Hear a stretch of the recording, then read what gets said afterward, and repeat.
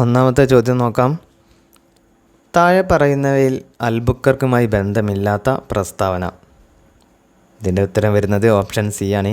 ഇന്ത്യയിൽ സതി ഏർപ്പെടുത്തി. ബാക്കി 3 പ്രസ്താവനകളും, അതായത് ഗോവ പിടിച്ചെടുക്കാൻ നേതൃത്വം നൽകി, കൊച്ചിയിൽ നിന്ന് ഗോവയിലേക്ക് തലസ്ഥാനം മാറ്റി, നാണയ സമ്പ്രദായം ഏർപ്പെടുത്തുകയും വിദ്യാലയങ്ങൾ സ്ഥാപിക്കുകയും ചെയ്തു. ഇവയെല്ലാം അൽബുക്കർക്കുമായി ബന്ധമുള്ള പ്രസ്താവനകളാണ്. അടുത്ത ചോദ്യം നോക്കാം. 2 രേഖാംശ രേഖകൾ ധ്രുവങ്ങളിലേക്ക് പോകുന്തോറും അതിനെന്ത് സംഭവിക്കുന്നു? ഇതിൻ്റെ ഉത്തരം വരുന്നത് ഓപ്ഷൻ എ ആണ്, കുറഞ്ഞു വരുന്നു. അപ്പോൾ രേഖാംശ രേഖകൾ ധ്രുവങ്ങളിലേക്ക് പോകുന്തോറും കുറഞ്ഞു വരികയാണ് ചെയ്യുന്നത്. മൂന്നാമത്തെ ചോദ്യം. ശരീരപേശികളിൽ ഏറ്റവും കൂടിയ അളവിൽ കാണപ്പെടുന്ന ധാതു. ഇതിൻ്റെ ഉത്തരം വരുന്നത് ഓപ്ഷൻ സി ആണ്, പൊട്ടാസ്യം. അപ്പം ശരീരപേശികളിൽ ഏറ്റവും കൂടിയ അളവിൽ കാണപ്പെടുന്ന ധാതുവാണ് പൊട്ടാസ്യം. ഇനി 4ാമത്തെ ചോദ്യം. ആക്രമണങ്ങൾ, അപകടങ്ങൾ, പ്രകൃതി ദുരന്തങ്ങൾ എന്നിവയ്ക്ക് ഇരയാകുന്ന ഭിന്നശേഷിക്കാർക്ക് ധനസഹായം നൽകുന്ന കേരള സർക്കാർ പദ്ധതി. ഇതിന് ഉത്തരം വരുന്നത് ഓപ്ഷൻ സി ആണ്, പരിരക്ഷ.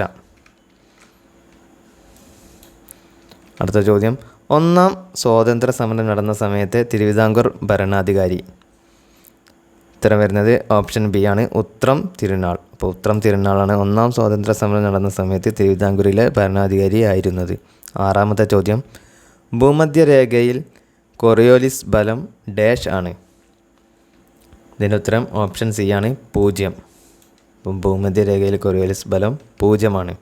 7ാമത്തെ ചോദ്യം. 1867 ജന്മി കുടിയാൻ വിളംബരം നടത്തിയ തിരുവിതാംകൂർ ഭരണാധികാരി. ഉത്തരം വരുന്നത് ഓപ്ഷൻ ഡി ആണ്, ആയില്യം തിരുനാൾ. അടുത്ത ചോദ്യം. താഴെ പറയുന്ന പ്രസ്താവനയിൽ ശരിയായത് തിരഞ്ഞെടുക്കുക. ഇതിൻ്റെ ഉത്തരം വരുന്നത് ഓപ്ഷൻ ഡി ആണ്. ഇവയെല്ലാം ശരിയായ പ്രസ്താവനകളാണ്. നമുക്ക് പ്രസ്താവനകളൊന്ന് നോക്കാം. ആനമുടിയുടെ വടക്ക് സ്ഥിതി ചെയ്യുന്നത് ആനമല. ആനമുടിയുടെ വടക്ക് കിഴക്ക് സ്ഥിതി ചെയ്യുന്നത് പളനിമല. ആനമുടിയുടെ തെക്ക് ഭാഗം ഏലമല. 9ാമത്തെ ചോദ്യം നോക്കാം. കുഞ്ഞാലി 4-ാമൻ്റെ കാലഘട്ടത്തിൽ സാമൂതിരി പോർച്ചുഗീസുകാർക്ക് ഫാക്ടറി സ്ഥാപിക്കാൻ അനുമതി നൽകിയത് എവിടെയാണ്? ഉത്തരം വരുന്നത് ഓപ്ഷൻ എ ആണ്, പൊന്നാനി. 10ാമത്തെ ചോദ്യം. ഓണപ്പാട്ടുകൾ എന്ന കവിത രചിച്ചത്. ഉത്തരം ഓപ്ഷൻ ബി ആണ്, വൈലോപ്പിള്ളി. ഇപ്പോൾ വൈലോപ്പിള്ളിയാണ് ഓണപ്പാട്ടുകൾ എന്ന കവിത രചിച്ചത്. 11ാമത്തെ ചോദ്യം. ഒളിമ്പിക്സിൽ പങ്കെടുത്ത ആദ്യ മലയാളി. ഉത്തരം ഓപ്ഷൻ ഡി ആണ്, സി കെ ലക്ഷ്മണൻ. അപ്പോൾ സി കെ ലക്ഷ്മണനാണ് ഒളിമ്പിക്സിൽ പങ്കെടുത്ത ആദ്യ മലയാളി. ആദ്യ ഏഷ്യൻ ഗെയിംസ് നടന്ന സ്റ്റേഡിയം. ഉത്തരം ഓപ്ഷൻ ബി, ധ്യാൻചന്ദ് സ്റ്റേഡിയം. 13ാമത്തെ ചോദ്യം. NV കൃഷ്ണവാര്യർ സ്മാരക മന്ദിരം ഉദ്ഘാടനം ചെയ്തത് എവിടെ? ഉത്തരം ഓപ്ഷൻ ഡി ആണ്, തിരുവനന്തപുരം. 14ാമത്തെ ചോദ്യം. വിഴിഞ്ഞം അന്താരാഷ്ട്ര തുറമുഖം ഉദ്ഘാടനം ചെയ്തത് എന്ന്? ഉത്തരം വരുന്നത് ഓപ്ഷൻ ബി ആണ്, ഒക്ടോബർ 15, 2023. 15ാമത്തെ ചോദ്യം. വിദ്യാപോഷിണി എന്ന സാംസ്കാരിക സംഘടനയ്ക്ക് രൂപം നൽകിയതാര്? ഉത്തരം ഓപ്ഷൻ സി ആണ്, സഹോദരൻ അയ്യപ്പൻ. അപ്പം സഹോദരൻ അയ്യപ്പനാണ് വിദ്യാപോഷിണി എന്ന സാംസ്കാരിക സംഘടനയ്ക്ക് രൂപം നൽകിയത്. 16ാമത്തെ ചോദ്യം.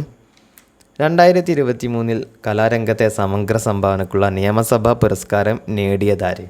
ഉത്തരം ഓപ്ഷൻ എ ആണ്, MT വാസുദേവൻ നായർ. 17ാമത്തെ ചോദ്യം. 2023 ദേശീയ ഗെയിംസിന് വേദിയായിരുന്ന സംസ്ഥാനം. ഉത്തരം ഓപ്ഷൻ സി ആണ്, ഗോവ. 18ാമത്തെ ചോദ്യം. താഴെ പറയുന്നവയിൽ കോശത്തിൻ്റെ ജീവധർമ്മങ്ങളിൽ പെടുന്നത്?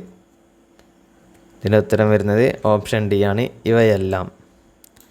പോഷകങ്ങളിൽ നിന്ന് ഊർജം സ്വതന്ത്രമാക്കുന്നു, ജൈവ തന്മാത്രകളെ നിർമ്മിക്കുന്നു, അന്യവസ്തുക്കളെ പ്രതിരോധിക്കുന്നു. ഇവയെല്ലാം കോശത്തിൻ്റെ ജീവധർമ്മങ്ങളിൽ പെടുന്നതാണ്. 19ാമത്തെ ചോദ്യം. ആഹാരവസ്തുക്കളുടെ സംവഹനം നടക്കുന്ന കോശങ്ങളിൽ കൂടുതലായി കാണപ്പെടുന്നത്?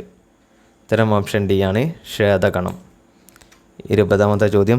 താഴെ പറയുന്നതിൽ വിത്ത് കോശങ്ങൾ കാണപ്പെടാത്ത ശരീരഭാഗം?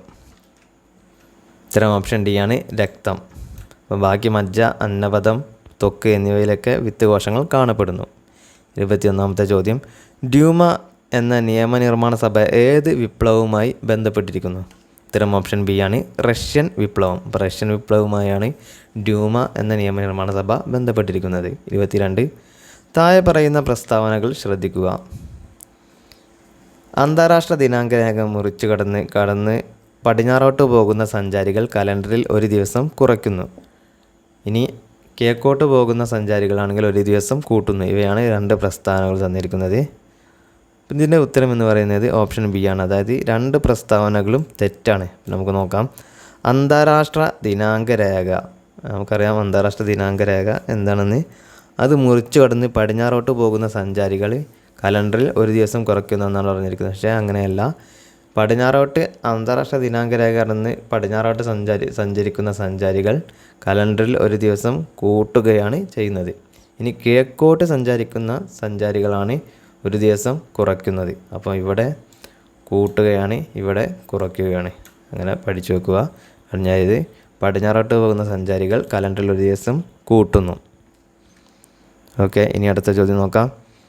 കേരളത്തിൻ്റെ വടക്കേ അറ്റത്തെ താലൂക്ക്? ഉത്തരം വരുന്നത് ഓപ്ഷൻ സി ആണ്, മഞ്ചേശ്വരം.